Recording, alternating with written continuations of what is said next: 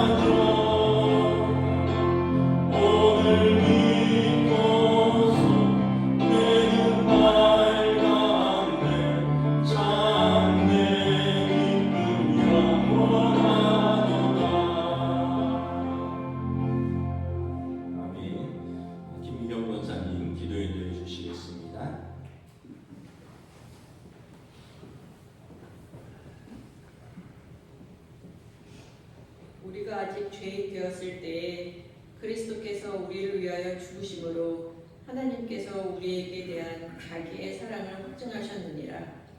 자비하신 하나님 아버지, 죄로 말미암아 멸망받을 인류를 구원하시려고 독생자 예수를 낳고 천한 이 땅 위에 보내주신 그 크신 사랑을 감사드립니다. 예수님의 부활을 기념하기 위한 사순절의 마지막 절기인 고난주간에 회개와 회복의 여정이라는 주제로 특별 새벽 기도회로 모이게 하시고 예수님의 십자가 고통과 부활의 의미를 되새겨보게 하시니 감사합니다. 오직 너희가 그리스도의 고난에 참여하는 것으로 즐거워하라. 이는 그의 영광을 나타내실 때에 너희로 즐거워하고 기뻐하게 하려 함이라 라고 말씀하셨사오니 우리 모두 예수님의 고난에 동참하며 부활과 구원을 확신하는 기회가 되게 하시고 이로 인하여 우리의 믿음이 더욱 견고해지고 성김을 새롭게 다짐하는 계기가 되게 하옵소서. 이 새벽에 겸손히 주님 앞에 나와 무거운 죄의 짐을 피 묻은 주님의 십자가 밑에 내려놓고 부활의 주님을 만나서 기뻐하고 자유하는 은혜를 덧입혀 주시옵소서. 하나님 아버지, 내가 커지면 상대적으로 주님은 작아지고 멀어진다는 사실을 깨달아 모든 것 다 버리고 겸손히 주님 앞에 나아가 무릎 꿇고 엎드려 주님을 만나는 모두가 되게 하여 주시옵소서. 내 죄를 사하려고 몸버려 피 흘렸건만 너희는 날 위해 무엇하느냐는 주님의 음성을 들으며 더욱 열심을 다할 것을 다짐하는 특별 새벽 기도회가 되게 하여 주시옵소서. 주님께서 저희를 위하여 십자가를 지셨듯이 살아도 주를 위하여 살고 죽어도 주를 위해 죽겠다는 믿음의 결단이 고난 주간을 통하여 풍성히 열매 맺게 하여 주시옵소서. 특별히 교회를 섬기시는 박은성 목사님과 함께 하셔서 영육간에 강건함을 주시고 강단에서 선포하시는 말씀마다 생명을 살리는 복된 말씀이 되게 하시옵소서. 오늘의 말씀과 찬양이 듣는 모두의 마음에 은혜가 되고 기쁨이 되기를 소망하며 십자가 앞에 당당히 나아가 승리하신 우리 구주 예수 그리스도의 이름 받들어 간절히 기도드립니다. 아멘.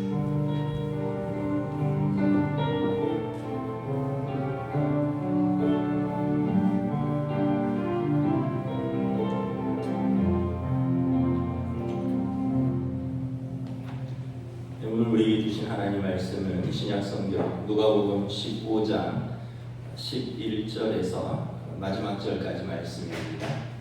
누가복음 15장 11절에서 32절까지 말씀 교도하도록 하겠습니다. 또 이르시되 어떤 사람에게 두 아들이 있는데 그 둘째가 아버지에게 말하되 아버지여 재산 중에서 너에게 돌아올 분깃을 내게 주소서 하는지라. 아버지가 그 살림을 각각 나눠주었더니 그 후 며칠이 안 되어 둘째 아들이 재물을 다 모아가지고 먼 나라에 가 거기서 허랑방탕하여 그 재산을 낭비하더니 아홉째는 그날에 크게 중년이 들어 그가 비로소 궁핍한지라. 가서 그 나라 백성 중 한 사람에게 붙여 사니 그가 그를 들로 보내어 돼지를 치게 하였는데 그가 돼지 먹는 주연 열매로 배를 채우고자 하되 주는 자가 없는지라. 이에 스스로 돌이켜 이르되 내 아버지에게는 양식이 풍족한 품꾼이 얼마나 많은가. 나는 여기서 줄여주는구나. 내가 일어나 아버지께 가서 이르기를 아버지 내가 하늘과 아버지께 죄를 지었사오니 지금부터는 아버지의 아들이라 일컬음을 감당하지 못하겠나이다. 나를 품꾼의 하나로 보소서 하리라 하고 일어나서 아버지께로 돌아가니라.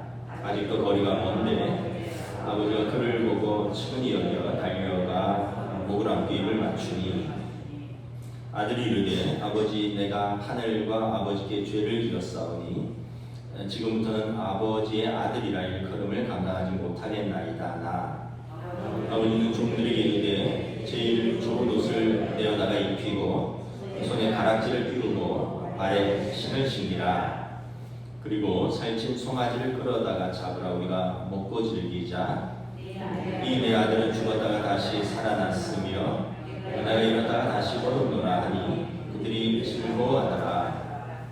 맏아들은 밭에 있다가 돌아와 집에 가까이 왔을 때 풍악과 춤추는 소리를 듣고 한 종을 불러 이 무슨 일인가 물은데 대답하되 당신의 동생이 돌아왔음에 당신의 아버지가 건강한 그를 다시 맞아들이게 됨으로 인하여 살찐 송아지를 잡았나이다 하니 그러하여 들어가고자 하지 아니하거늘 아버지가 나와서 권하는데 아버지께 대답하여 이르되 내가 여러 해 아버지를 섬겨 명이 여김을 얻거늘 내게는 염소 새끼라도 주어 나와 내 벗으로 즐기게 하신 일이 없더니 아버지 살림을 창녀들과 함께 삼켜버린 이 아들이 돌아오매 이를 위하여 살찐 송아지를 잡으셨나이다.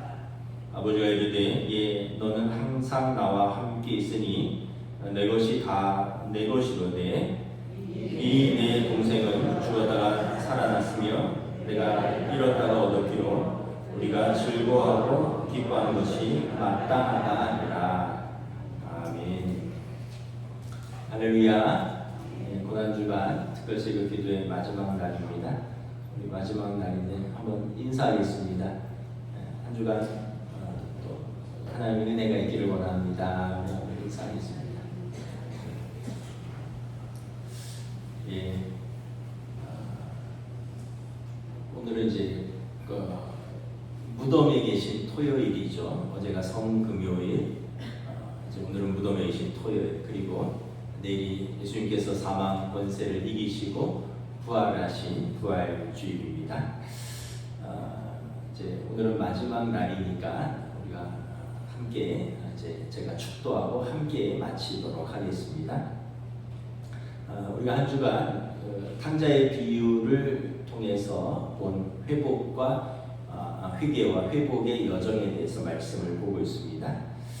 이제 둘째 아들이 아버지 집으로 돌아왔죠. 돌아왔다라는 표현은 원래 자리로 돌아왔다라는 의미입니다. 둘째 아들은 아버지의 아들로 사는 것이 가장 복된 것임을 깨달았습니다.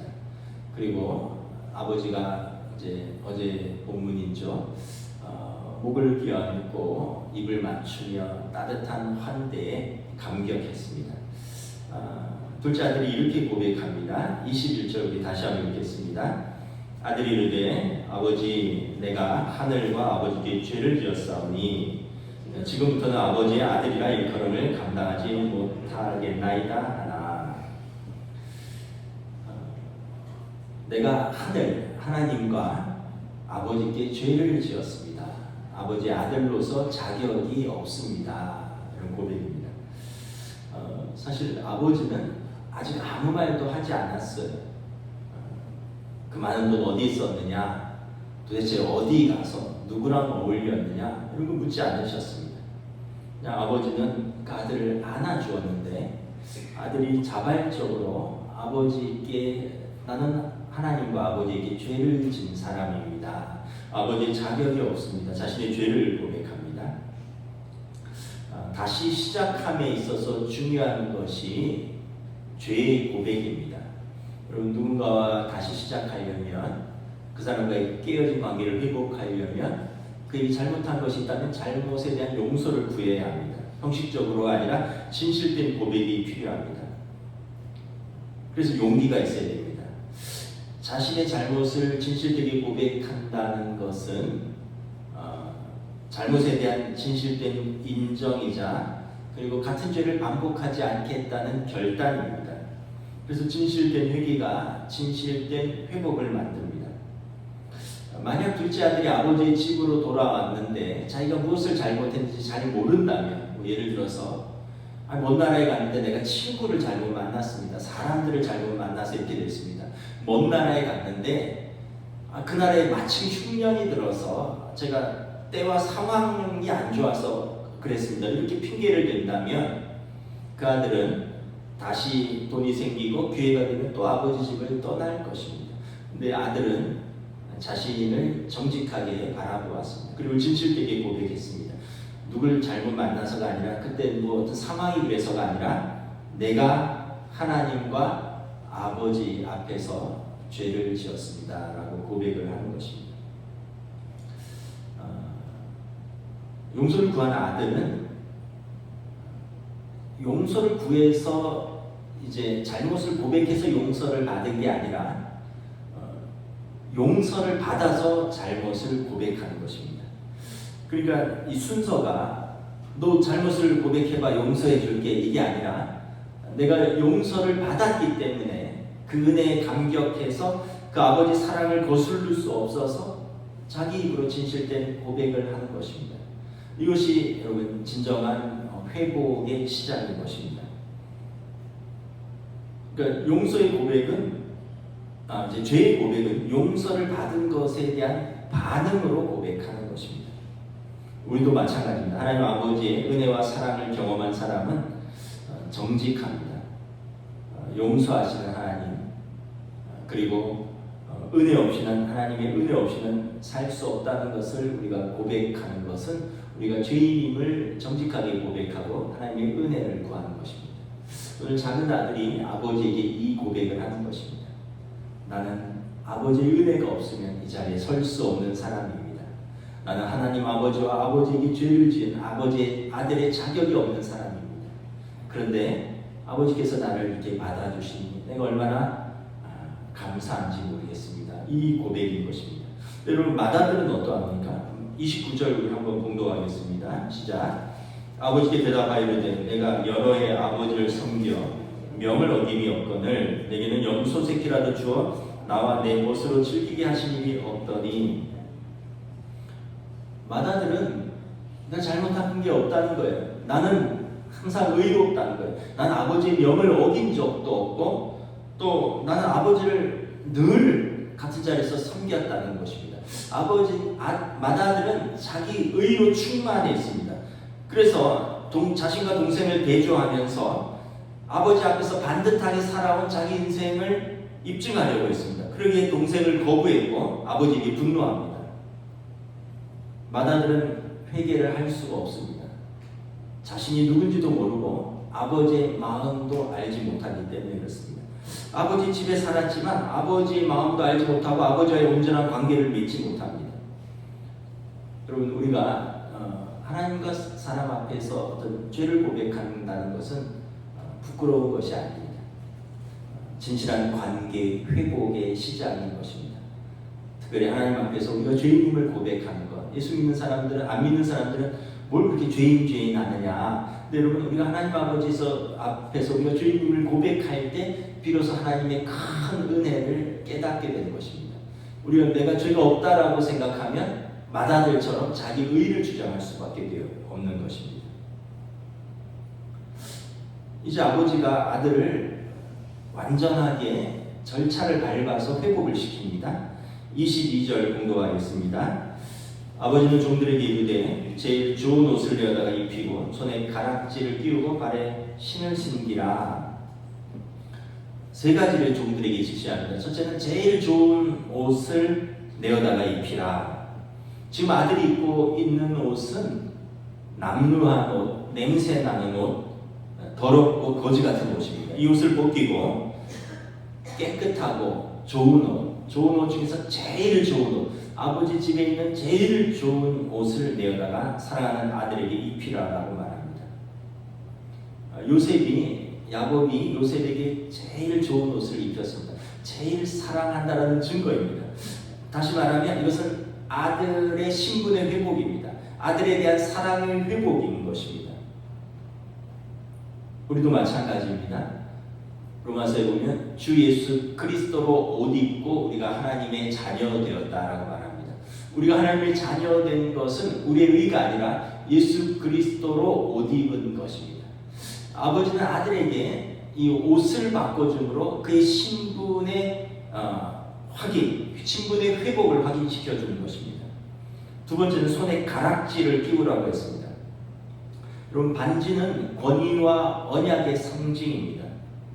여러분, 결혼 반지는 두 사람의 언약을 상징하는 반지입니다. 그 당시에는 반지가 곧 인장이었습니다. 중요한 일을 어떤 계약할 때 반지로 도장을 찍었습니다.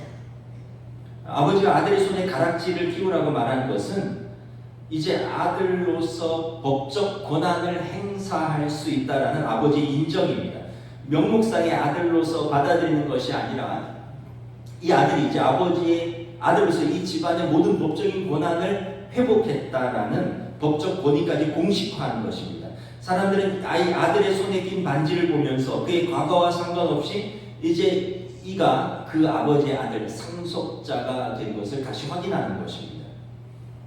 우리가 예수님을 영접하면 성령님이 우리에게 임재하십니다. 그리고 성령님께서 사단의 공격과 우리의 부정에도 불구하고 성령께서 우리가 하나님의 아들인 것을 인치고 증명하신다라고 성경은 말합니다. 성령이 친히 우리의 영과 더불어 우리가 하나님의 자녀인 것을 증언하시나니 자녀이면 또한 상속자요 그리스도와 함께한 상속자라. 아버지는 아들에게 반지를 띄워주므로 너는 나의 아들이요 상속자라는 것을 모든 사람들에게 공식화한 것입니다. 셋째, 발에 신을 신기라고 했습니다. 발에 새 신을 신기라는 것은 아들에게 새롭게 출발하라는 뜻입니다. 먼 나라에서 아버지의 집으로 돌아온 아들은 이제 다시 시작점에 섰습니다. 방황을 끝냈습니다. 아버지 집을 떠나 먼 나라에서 방황하며 정신없이 살면서 잃어버렸던 자기 자신을 찾았습니다. 이제 아버지의 집에서 다시 시작할 수 있는 것입니다. 여러분 이게 얼마나 은혜인지를 모릅니다. 아버지의 집에서는 다시 시작할 수 있습니다. 과거를 묻지 않습니다. 우리의 과거는 죄인이었습니다. 그러나 우리 죄를 짊어지신 예수님의 십자가의 은혜로 말미암아 우리가 새로운 피조물이 되었습니다. 우리가 하나님 아버지의 은혜로 언제나 우리는 다시 시작할 수 있는 은혜를 입은 것입니다. 그러므로 히브리서에 보면 때를 따라 돕는 은혜를 얻게 하여 담대히 은혜의 보좌 앞으로 나아오라. 여러분 우리에게 늦은 때는 없습니다. 아버지 앞으로 나오면 언제나 다시 시작할 수 있는 것입니다. 어떠한 죄인도 아버지 앞에서는 다시 시작할 수 있는 것입니다. 이제 아버지 본격적인 환대가 시작됩니다. 23절 공독하겠습니다. 시작. 그리고 살찐 송아지를 끌어다가 잡으라. 우리가 먹고 즐기자. 아들을 위해서 살찐 송아지를 잡으라고 말합니다. 25절에 보면 풍악을 울리고 춤을 추며 즐거워합니다. 아버지는 아들을 맞이 못해서 받아준 것이 아닙니다. 아버지는 좋은 것을 준비해서 아들을 맞아드렸습니다. 진심으로 기뻐하며 환대했습니다. 깨끗한 옷, 가락지, 새 신발로 그를 입히고 송아지를 잡고 풍악을 울리고 이 모든 것이 아버지의 말 한마디로 일사천리로 진행됩니다. 아버지는 아들이 돌아올 것을 예상하고 오래전부터 이것을 준비했다는 것을 우리는 알 수 있습니다. 그리고 이를 통해서 아버지만 아들을 받아들이는 것이 아니라 온 집안 사람들이 아들을 받아들이고 그리고 온 마을 사람들이 아들을 받아들일 수 있도록 잔치를 베푼 것입니다. 렘브란트의 탕자의 귀함이라는 그림이 있습니다. 여러분 나중에 집에 가셔서 인터넷으로 한번 찾아보세요. 렘브란트가 그린 탕자의 귀함이라는 그림을 보면 남루한 옷을 입고 산발을 하고 떨어진 신발을 신은 아들이 무릎을 꿇고 아버지 앞에 앉아 있습니다. 아버지는 아들을 이렇게 감싸 안았어요. 아버지가 아들을 이렇게 끌어당기는 것처럼 보입니다. 냄새나는 아들, 남루한 아들을 아버지가 이렇게 끌어서 품으로 안는 것으로 보입니다.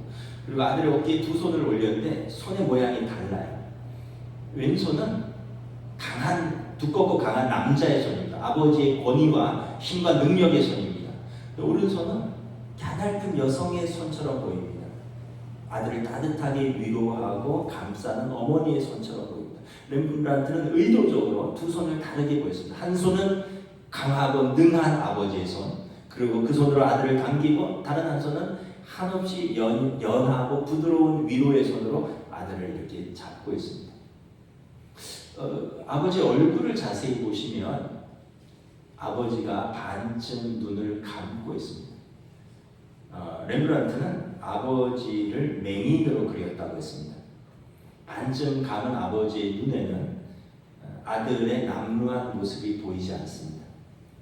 사랑의 눈이 멀면 상대방의 허물이 보이지 않습니다. 허물을 자꾸 드러낸다는 것은 아직 사랑이 부족하다는 것입니다.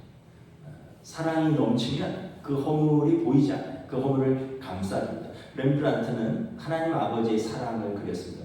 우리가 지은 죄를 이렇게 가묻고 모른 척 하시는 아버지.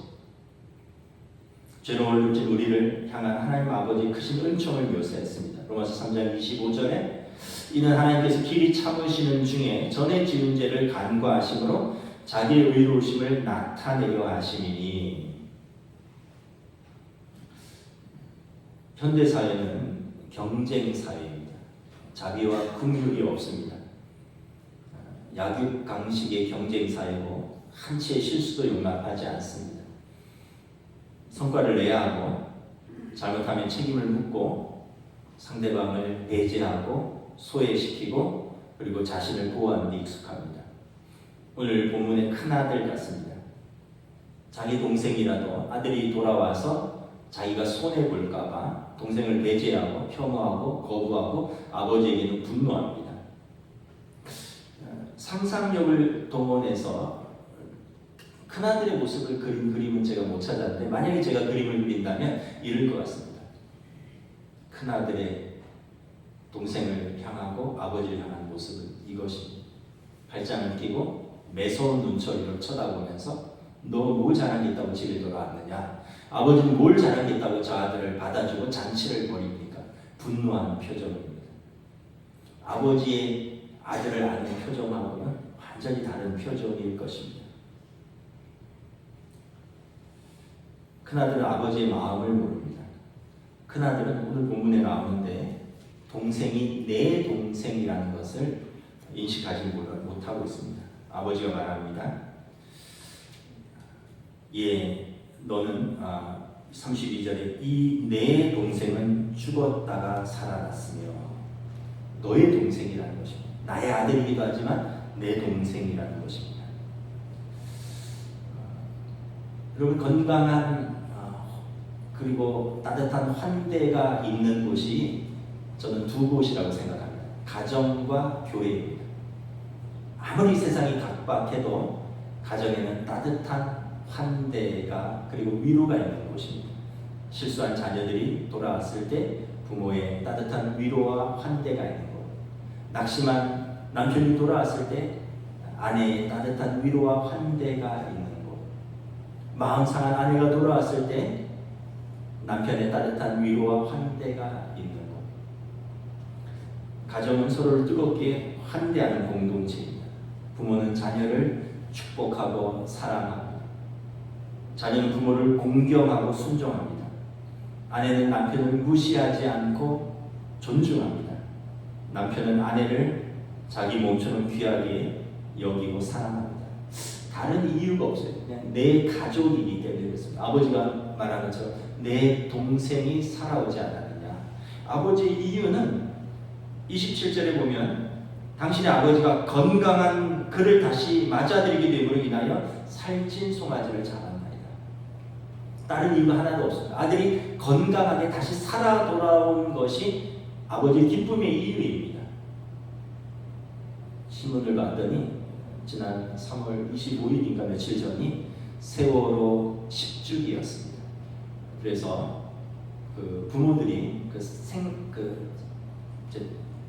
단원고 학생들의 부모들이 생전에 자기 아이들의 유품을 하나씩 가지고 나와서 전시하는 전시회를 열었다고 해요. 그래서 어떤 엄마는 빨간 운동화를 가져왔습니다. 수학여행 갈 때 신으려고 산 빨간 운동화인데 아까워서 아끼느라고 편하게 헌 운동화를 신고 갔다. 그 빨간 운동화를 보면 딸을 또 생각하는 거예요. 어떤 아버지는 전자기타를 가지고 왔어요. 아들이 기타를 집에서 즐겨 쳤는데 수학여행 때도 기타를 가져왔는데 집에도 그 기타가 있다는 거예요. 아들이 가져왔던 기타는 지금 바닷속에 있다는 것입니다. 뭐 이런 사연들을 가진 아들, 딸들의 물품들을 부모가 이렇게 가지고 나와서 10년이 지났지만 또 그러면서 서로를 치유하고 또 서로를 기억하고 뭐 이런 기사를 보았습니다. 아버지는 건강한 그가 다시 돌아온 것으로 그 자체로 만족하는 것입니다. 다른 어떠한 조건도 없습니다. 그 자체가 너무 감사한 것입니다. 교회도 환대의 공동체입니다. 하나님께서 우리를 환대하셨습니다. 예수님께서 하나님과 우리 사이를 가로막았던 그 막힌 담을 십자가로 허셨습니다. 십자가는 예수님께서 두 팔을 벌리시고 죄인인 우리를 활짝 껴안으신 사건입니다. 십자가는 환대의 상징입니다. 교회는 주님의 제자들로서 환대의 공동체입니다. 교회는 큰아들들이 모인 율법 공동체가 아니라 하나님 아버지가 중심이 되어 큰아들과 작은아들이 함께 모인 믿음이 연약한 자와 더 강한 자들이 함께 모여서 서로를 돌보고 섬기고 환대하는 믿음의 공동체입니다. 갈라디아서 3장 28절에 너희는 유대인이나 헬라인이나 종이나 자유자나 남자나 여자나 다 그리스도 예수 안에서 하나입니다. 여러분에게 이런 환대의 가정이 있습니까? 우리에게 이런 환대의 공동체, 우리 교회가 그렇습니까? 그런 남성교회입니까? 여전도입니까? 그런 소그룹이 있습니까? 부족하다면 우리가 힘써서 만들어가면 됩니다. 힘써서 노력하면 됩니다. 노력은 아버지의 마음을 아는 것에서부터 시작됩니다. 너무 냉정한 아버지 되지 마세요. 너무 무서운 아버지 되지 마세요. 여러분 너무 까다로운 어머니 되지 마세요. 자녀들이 숨을 쉴 수 있는 아버지, 어머니 가정이 되었으면 좋겠습니다. 여러분 너무 율법적인 교회가 돼서 서로 지적질하는 교회보다는 여러분 우리가 믿음이 강한 당신이 믿음이 약한 자들을 더 품을 수 있는 그런 교회가 환대의 공동체가 은혜의 공동체가 아닌가 생각을 합니다. 이제 축제가 시작됩니다. 23절, 24절 함께 공동합니다. 그리고 살찐 송아지를 끌어다가 잡으라. 우리가 먹고 즐기자. 이 내 아들은 죽었다가 다시 살아났으며 내가 잃었다가 다시 얻었노라니 그들이 즐거워하더라. 축제가 시작됩니다. 아버지는 종들에게 잔치를 벌이라. 잔치의 주체자는 아버지입니다. 소와 양과 여러 가지를 다 잡는데 살찐 송아지, 평소에 먹을 수 없는 최고의 음식을 이제 아들을 위해서 준비하는 것입니다. 아마 여기 보면 풍악도 올리고 춤도 추니까 떡과 막걸리도 준비했을 것 같습니다. 종들을 포함해서 아마 이 집에 속한 모든 사람들 오늘은 일 쉬고 먹고 즐기라라고 말합니다. 아마 마을 사람들까지 부르라고 했을 것입니다. 아버지는 하나도 아깝지 않았습니다. 이유는 내 아들이 죽었다가 다시 살아났으며 잃었다가 다시 얻었으니 내가 즐거워하노라 라고 말씀합니다. 제가 시골에 살 때 그 강원도 삼척군 원덕면 장호리, 아직도 주소가 기억나요. 강원도 삼척군 원덕면 장호 1리 장호교회 거기 강원도에 살 때 그 마을에 잔치가 있으면 그 마을 공터에 텐트를 한 2동 칩니다. 아마 잔치라는 게 지금 생각하면 환갑잔치 뭐 이랬던 것 같아요. 다들 뭐 조그만 마을이니까 다들 서로 아는 거죠. 환갑잔치가 열리고 이러면 텐트를 한 2동 치고 그리고 이 한쪽에서는 먹고 또 한쪽에서는 가마솥을 여러 개 걸어놓고 이제 국을 끓여요. 그러면 제가 그때 초등학생이었는데 친구들하고 나뭇가지를 꺾어서 칼싸움을 하고 이러다가 해가 미어미어지고 배가 고프면 이제 텐트 뒤쪽으로 갑니다. 그럼 친구 엄마들이 거기서 일을 하고 있어요. 그럼 친구 엄마가 살코기를 툭 칼로 내서 아마 육개장 끓이려고 했던 양념 그런 고기 같은데 그 뭉텅 잘라갖고 떡 한 종이랑 고기 뭉탱이 하나 딱 주고 저기 가서 먹어라. 그럼 우리는 이제 또 그걸 들고 저쪽에 한가한데 가서 떡과 고기를 뜯어 먹었던 기억이 있습니다. 그 시골 마을에서는 누군가의 집에 잔치가 열리면 온 마을의 잔치입니다. 다 한 그릇씩 얻어 먹을 수 있습니다. 그래서 누가 오늘 텐트 치고 뭐 국 끓이기 시작하면 오늘 밥 한 그릇, 국 한 그릇, 고깃국 한 그릇 얻어 먹는 날이구나 즐거워했던 기억이 있습니다. 지금 이 아버지의 집에 이 잔치가 열려 있습니다. 아버지의 집은 먼 나라에서 돼지가 먹는 쥐염 열매 먹던 그런 궁핍하고 인색한 곳이 아닙니다. 아버지의 집은 항상 풍성함이 넘치고 아버지의 집은 인색함이 없고 은혜가 넘치는 곳입니다. 24절에 보면 잔치자리에 음악과 춤이 빠질 수 없습니다. 흥겨워서 노래 부르고 춤을 춥니다. 모두가 즐거워하고 기뻐합니다. 마음이 기쁘니 몸도 덩실덩실 콧노래가 나오고 춤을 추는 것입니다. 작은 아들이 아버지 집에 돌아와서 세상 깨닫는 사실은 조금 살벌한데 집은 이렇게 기쁨이 넘치는 곳이구나, 이것을 깨닫는 것입니다. 저는 여러분들의 집이, 우리 집이 그랬으면 좋겠습니다. 아이들이 학교에서 공부하다가 경쟁하면서 지치고 또 사회생활하다가 힘들고 지치고 상처받았을 때 집에 오면 아버지 어머니가 항상 반겨주고 엄마가 맛있는 밥 해주고 그리고 따뜻한 위로가 있고 기쁨이 있는 곳, 이것이 우리 가정이었으면 좋겠습니다.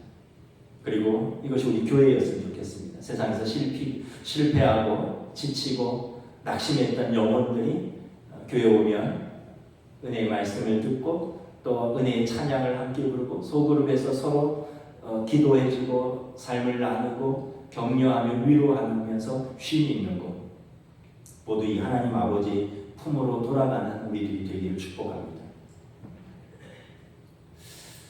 우리가 다 하나님 앞으로 돌아갈 것을 이제 연세가 드시면 점점 깨달을 겁니다. 젊었을 때는 에너지가 넘치고 왕성했습니다. 자신감이 넘쳤습니다.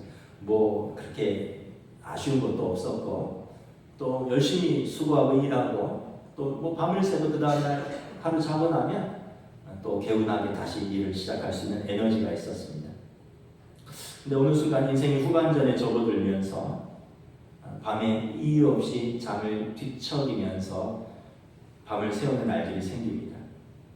그렇게 잠을 제대로 못 잔 날은 다음날 몸도 회복되지 않습니다. 온몸이 이렇게 두들겨 맞은 것처럼 몸살기가 가득하고 그 다음날은 되게 힘들어요.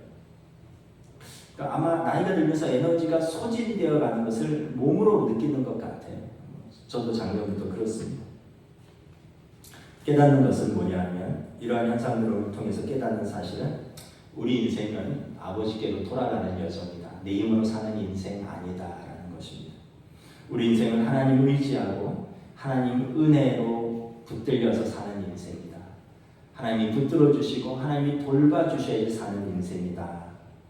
작은 아들처럼 아버지 집을 떠나 먼 나라 가서 자기 힘으로 살려고 하는 것을 빨리 포기하면 포기할수록 우리는 쉼이 있고 위로가 있고 평안이 있고 풍성함이 넘치는 삶을 산다는 것을 이게 나이가 들어가면서도 깨닫고 믿음이 또 깊어지면서도 깨닫는 것입니다. 천국은 어떤 곳입니까? 요한계시록 21장에 하나님의 장막에 성도들이 모입니다.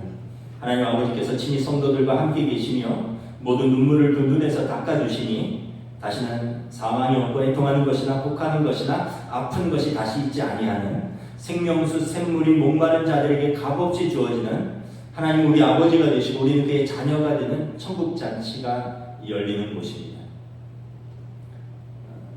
여러분, 천국은 그런 면에서 우리가 내세에 우리에게 약속받은 그 아름다운 하나님의 나라입니다. 그렇기 때문에 우리는 현재의 고난도 넉넉히 이겨내면서 그 나라를 향해 나아가는 것입니다. 또한 천국은 여러분 이 땅에서 우리가 누릴 수 있는 곳입니다. 여러분, 가정과 교회가 천국의 모형입니다. 가정과 교회에서 천국 잔치가 열려야 합니다. 가정의 믿음의 아버지 어머니를 중심으로 온 가족에게 기쁨이 넘쳐야 합니다. 서로를 너그러움으로 용납하고 계산하지 않는 사랑, 누군가 한 사람이 어려울 때 서로 위로하고 지지하며 그래서 다시 시작할 수 있는 힘과 용기를 주는 의지할 가족들이 있는 것, 그리고 그곳에 맛있는 음식이 있고 환대가 있고 하나님 아버지를 예배하는 믿음의 가족들이 있는 것, 이것이 천국입니다. 지상의 교회도 천국의 모형입니다. 하나님 아버지를 중심으로 온 성도들이 예배하며 기쁨과 감사가 넘치는 곳입니다. 한 영혼이 아버지께로 돌아올 때 하나님 아버지가 기뻐하시고 그리고 하나님 아버지 앞에 돌아온 그 영혼이 구원의 은혜를 알고 기뻐하며 감사하며 예배하는 것, 그리고 먼저 아버지의 집에서 구원의 감격을 누리고 있던 우리가 또 돌아온 영혼들을 환대하며 서로 기뻐하며 예배하는 이 기쁨과 감사의 공동체가 교회입니다. 우리 삶에 이러한 회복과 또 은혜가 넘쳐나기를 주님의 이름으로 축복합니다. 늦을 것은 없습니다. 우리 아버지는 작은 아들에게 새롭게 신발을 신겨주었습니다. 우리가 은혜를 깨닫고 지금 시작하면 할 수 있습니다. 여러분들의 가정도, 우리 교회도, 우리의 삶도 하나님 앞에서 다시 시작하고 다시 우리가 회개하고 회복의 여정을 밟아서 아들의 권세를 회복하며 아버지의 풍요와 아버지의 축복과 은혜 속에서 살아갈 수 있습니다. 아버지에게로 돌아오면 되는 것입니다. 마지막으로 32절 공독하도록 하겠습니다. 시작.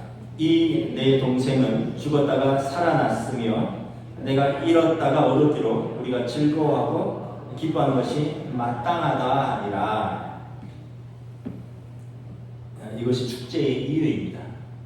아들이 죽었다가 살아오고 잃었다가 다시 얻은 아들로 인하여 아버지가 축제를 벌이는 것입니다. 여러분, 죄로 말미암아 예수 그리스도로 말미암아 살아난 우리가 하나님 아버지의 잔치의 이유입니다. 하나님 아버지의 기쁨의 이유입니다. 죄인이 회개하고 돌아와서 하나님의 자녀 되는 것, 이것이 하나님 나라의 축제의 이유인 것입니다. 예수님이 부활하시어 죄와 사망의 권세를 이기신 것이 우리의 축제의 이유입니다. 우리도 예수님을 따라서 죄와 사망의 권세를 이기고 다시 살 것을 믿는 우리가 또 우리 삶의 축제로서 살아갈 이유인 것입니다. 신앙생활은 심각한 것이 아니라 기본적으로 기쁨과 감사의 축제입니다. 고난주간일에서 교회 전통이 좀 이 시간은 좀 절제하고 좀 애통해하는 것이 사실이지만 그럼에도 불구하고 우리는 기뻐하는 사람들입니다. 주님 우리를 위해서 고난당하신 것을 우리가 깊이 묵상할 때 우리도 가슴 아프지만 그럼에도 불구하고 주님의 이 고난으로 말미암아 우리가 다시 살아난 것, 이것을 기뻐하고 감사하는 것입니다. 그래서 우리가 고난을 이기고 부활의 기쁨으로 축제로 나아가는 것입니다. 신앙생활은 여러분 심각한 것이 아니라 기쁘게 시작해야 됩니다. 신앙생활하면서 계속 심각해지고 신앙생활하면서 계속 뭔가 마음이 힘들다면 우리가 뭔가 포인트를 잘못 잡고 있는 것은 아닌가. 아버지의 마음에 초점을 맞춰야 되는데 우리가 혹시 다른 것에 초점을 맞추고 있지는 않은가 한번 생각해 보아야 할 것입니다. 신앙생활은 하나님 아버지의 완전한 사랑 안에서 완전한 풍요와 기쁨을 누리면서 살아가는 것입니다. 이것이 회복입니다. 그리고 완성된 하나님 나라를 꿈꾸며 현재 주어진 삶 속에서 기뻐하며 살아갈 때 우리는 언제나 아버지의 집에 있는 것입니다. 이제 아버지의 집에서 축제가 시작되는 것입니다. 기도하겠습니다. 이 시간 함께 기도하겠습니다. 고난주간 마지막 날입니다.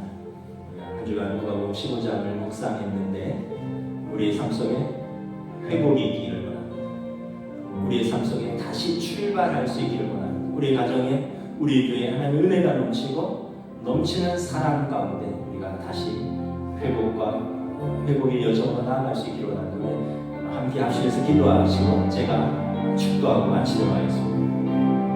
하나님의 은혜를 감사합니다. 오늘 말씀 속에서 우리 한 주간 아버지의 품을 떠나 자신의 분깃을 주지 않아 먼 나라로 떠나갔던 아들, 그곳에서 실패와 또 낙심과 절망 속에서 자신을 잃어버리고 결국 아버지를 기억하며 아버지의 집으로 돌아오는 아들. 아들에게 기다리는 것은 아버지의 환대요, 아버지의 조건 없는 용서요, 아버지의 뜨거운 사랑이요. 이제 그는 다시 출발하고 이제 그의 삶에, 그의 집에 다시 축제가 시작되고 하나님의 은혜의 이 사랑과 회복의 여정으로 돌아오고 우리의 삶에, 우리의 가정에, 우리의 교회에 우리가 무엇을 회복해야 하고 우리가 무엇을 다시 붙들어야 하고 돌아볼 수 있게 주여 은혜를 부어주시옵소서.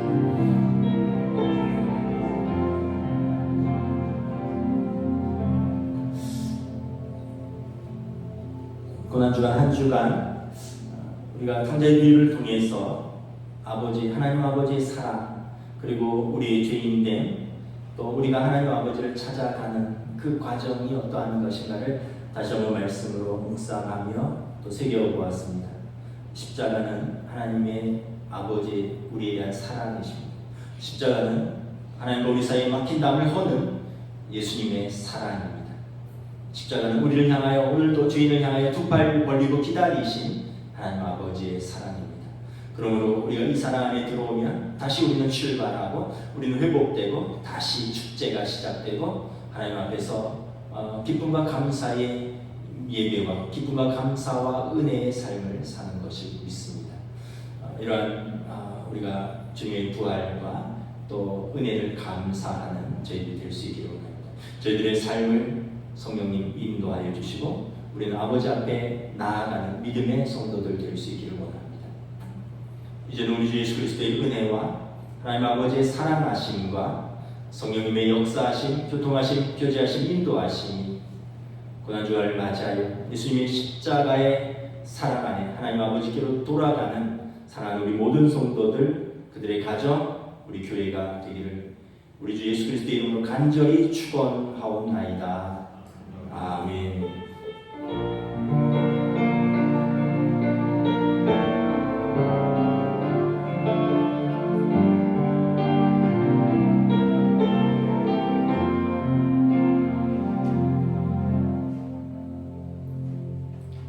한 주간 수고하셨습니다. 우리 박수 한번